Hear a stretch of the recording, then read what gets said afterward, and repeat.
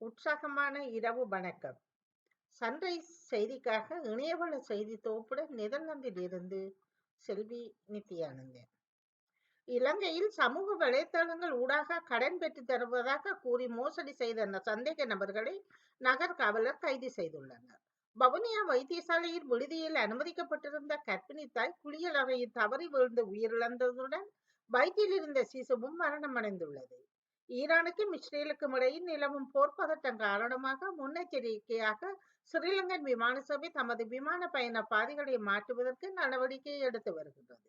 இதன்படி ஐரோப்பிய நாடுகளுக்கான விமான நேரங்கள் மாற்றப்பட்டுள்ளதுடன் லண்டன் செல்லும் பயணிகள் குறித்த நேரத்துக்கு முன்னதாக விமான நிலையத்தை வந்தடையுமாறு ஸ்ரீலங்கன் விமான சேவை கூறியுள்ளது. அதற்கமைய விமான பயணம் 1 மணி நேரத்துக்கு முன்னதாக ஆரம்பிக்கப்பட உள்ளது. ஓய பல்நோக்கு அபிவிருத்தி திட்டத்தை நாளைய தினம் கூட்டாக திறந்து வைப்பதற்காக ஜனாதிபதி ரணில் விக்ரமசிங்காவின் அழைப்பின் பேரில் ஈரானின் இஸ்லாமிய குடியரசின் ஜனாதிபதி இப்ராஹிம் ரைசி இலங்கைக்கு அதிகாரப்பூர்வ பயணத்தை மேற்கொள்ள உள்ளார். தமிழகத்தில் லோக்சபா தேர்தலையொட்டி நடத்தப்பட்ட சோதனையில் 1,03,851 கோடி ரூபாய் மதிப்புள்ள பொருட்கள் பறிமுதல் செய்யப்பட்டுள்ளது. சென்னை தாம்பரத்தில் 4 கோடி ரூபாய் பிடிபட்டு தொடர்பான அமலாக்கத்துறை விசாரணைக்கு உத்தரவிடக் கோரி சுயேட்சை வேட்பாளர் மனு தாக்கல் செய்துள்ளார். மனுவுக்கு பதிலளிக்க உயர் நீதிமன்றம் உத்தரவிட்டுள்ளது. நாட்டில் மருத்துவ காப்பீடுகளை எடுப்பதற்கான வயது வரம்பு 65 இருக்கிறது. தற்பொழுது இந்த வயது வரம்பை இந்திய காப்பீடு ஒழுங்குமுறை மற்றும் மேம்பாட்டு ஆணையம் நீக்கியுள்ளது. அதாவது இனி அனைத்து வயதினரும் மருத்துவ காப்பீட்டை எடுக்கலாம் என அறிவிக்கப்பட்டுள்ளது. கனடாவின் துணை வெளியுறவு அமைச்சர் சீனாவுக்கு அரசுமுறை பயணமாக சென்றதை தொடர்ந்து சீன தூதர் கனடாவை விட்டு வெளியேறியுள்ளார். அமெரிக்காவில் கலிபோர்னியாவில் உள்ள லாஸ் ஏஞ்சல்ஸ் ஒரு பொழுதுபோக்கு பூங்காவில் ராட்டினம் அறுந்து விழுந்ததில் 15 பேர் காயமடைந்துள்ளதாக தகவல் வெளியாகியுள்ளது. கனடாவில் கப்பல் விபத்தில் சிக்கி 2 பேர் கொல்லப்பட்டுள்ளதாக தெரிய வந்துள்ளது. கனடாவிலே 99 வயதான நீச்சல் வீராங்கனை சாதனைக்கு மேல் சாதனை படைத்து வருவதாக தெரிய வந்துள்ளது.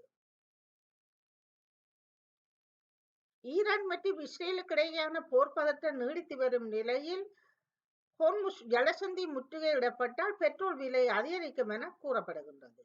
கச்சா எண்ணெய் போக்குவரத்துக்கு முக்கியமான ஹோர்முஸ் ஜலசந்தியை ஈரான் தடுத்து நிறுத்தினதனால் பெட்ரோல் மற்றும் இயற்கை எரிவாயுவின் விலை உயரக்கூடும் என்று சந்தை வட்டாரங்கள் கருத்து தெரிவிக்கின்றன.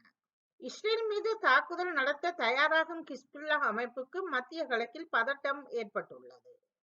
இந்தோனேசியாவில் எரிமலை வாயினருகே நின்று புகைப்படம் எடுக்க முயன்ற இளம் பெண் ஒருவர் பரிதாபகரமாக உயிரிழந்துள்ளார். தொடர்வது விளையாட்டு செய்திகள்.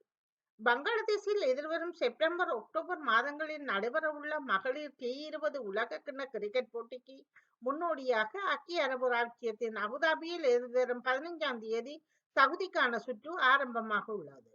லாலிகா தொடர் போட்டியில் ரியல் மட்ரிட் அணி 3-2 என்ற கோல் கணக்கில் பார்சிலோனாவை வீழ்த்தியுள்ளது. இத்துடன் செய்திகள் நிறைவடைகின்றன. நன்றி, வணக்கம்.